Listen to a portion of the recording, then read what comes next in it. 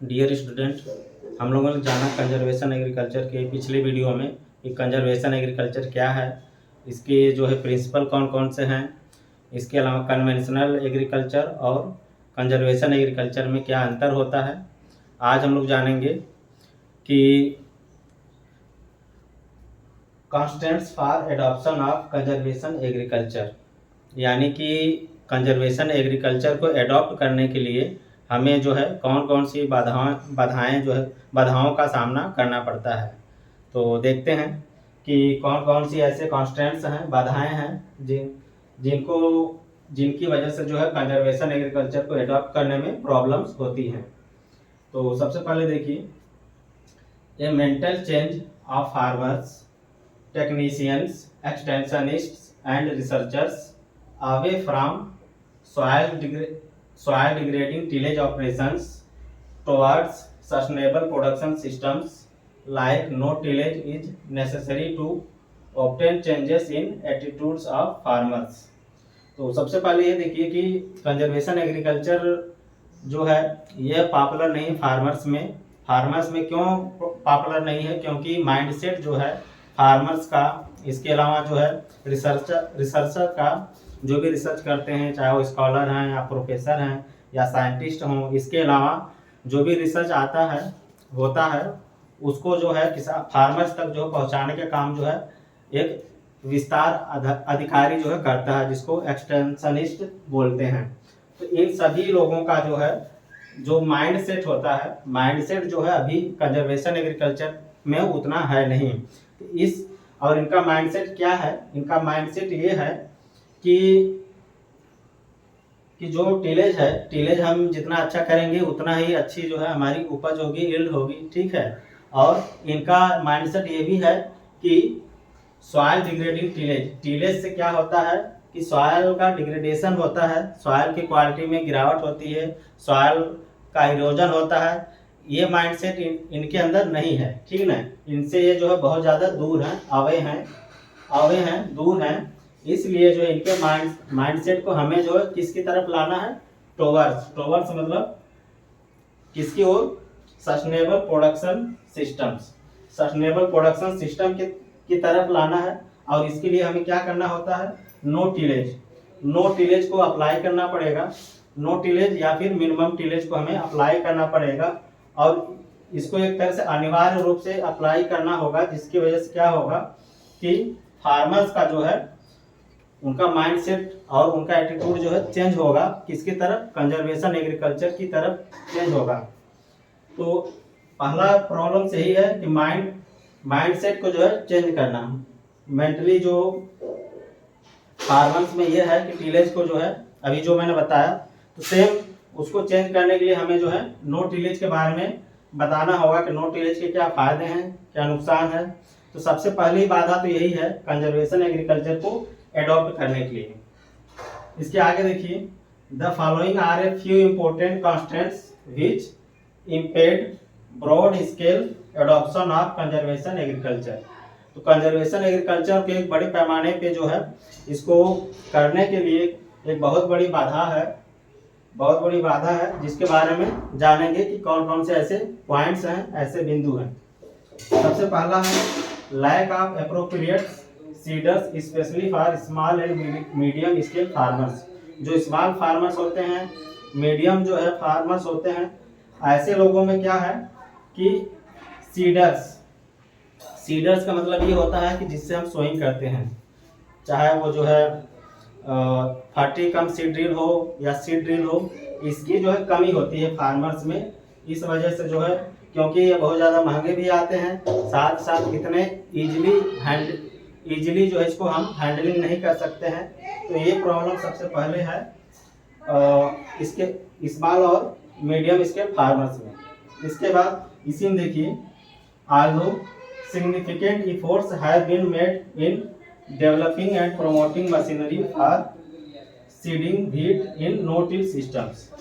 तो no till systems या फिर जीरो टिलेज बोलिए या फिर मिनिमम टिलेज, इसके लिए तो इसके लिए जो है सीडर डेवलप किए गए हैं, ठीक है। सीडर का जो है डेवलपमेंट भी हुआ है, उसको प्रमोट भी किया गया है, ठीक है, लेकिन दिक्कत क्या है, successful adoption will call for accelerated effort in developing, standardizing and promoting quality machinery and at a range of crop and cropping sequence.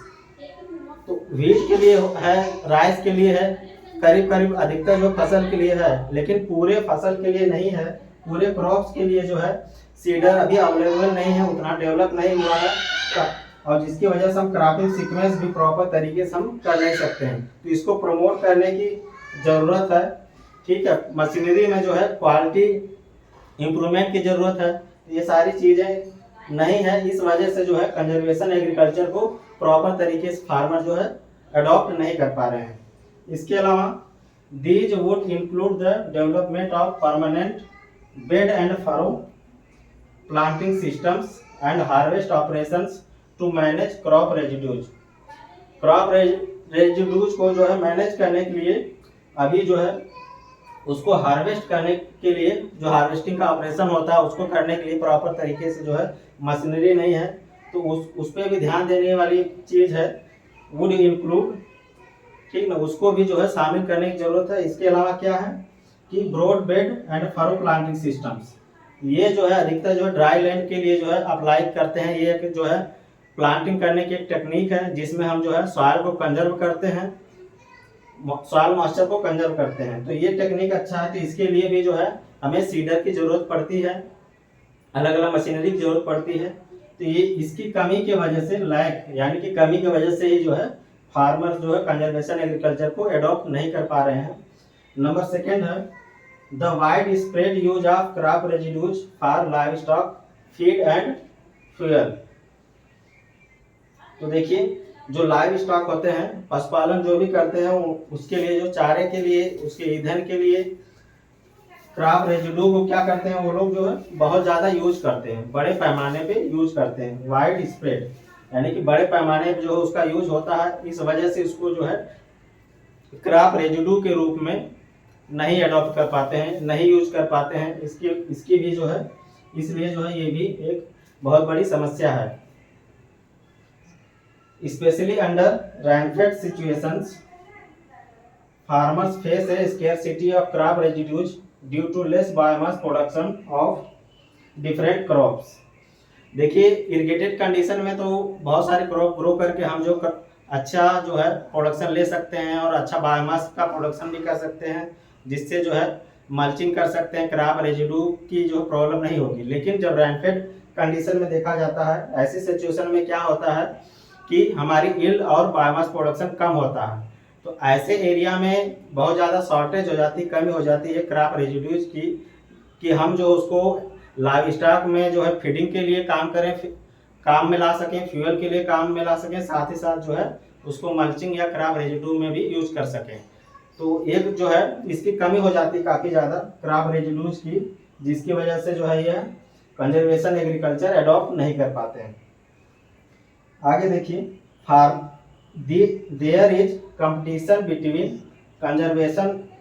Conservation agricultural practice and livestock feeding for crop residues. तो एक तरह से competition हो जाता है कि हम जो है क्रॉप रेजिड्यू के लिए उस बायोमास का हम यूज करें या फिर एनिमल को फीडिंग के लिए हम यूज करें। एक तरह से कंपटीशन हो जाता है, और ये सबसे ज़्यादा जो है मेन प्रॉब्लम है, मेन कॉन्स्टेंट्स हैं कंजर्वेशन एग्रीकल्चर को अडॉप्ट करने के लिए। नंबर थर्ड है burning of crop residues. Burning of crop residues यानी कि क्रॉप जो है क्रॉप रेजिड्यू को बर्न कर देते हैं फार्मर्स, क्योंकि उनको टाइमली जो सोइंग करना होता है, इस वजह से। तो ये भी एक जो है कॉन्स्टेंट्स है, बाधा है कंजर्वेशन एग्रीकल्चर को अडॉप्ट करने के लिए। इसमें देखिए, फॉर टाइमली सोइंग, समय से सोइंग करने के लिए, of the next crop and without machinery for sowing under conservation agriculture systems, farmers prefer to sow the crop in time by burning the residues.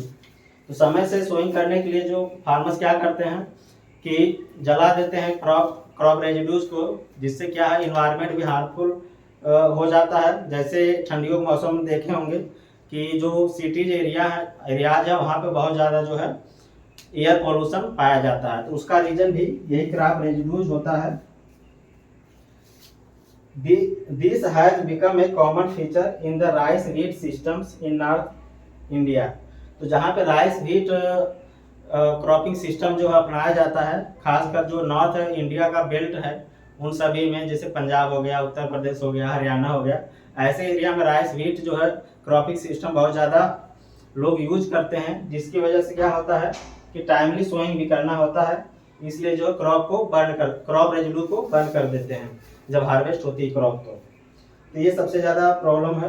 अगर क्रॉप रेजिड्यू नहीं रहेगा तो हम कंजर्वेशन एग्रीकल्चर कर नहीं सकते हैं, तो ये भी मेन प्रॉब्लम है। This creates environmental problems for the region. तो ऐसी जगहों पे जो है एयर पोल्यूशन का खतरा रहता है। नेक्स्ट पॉइंट देखिए,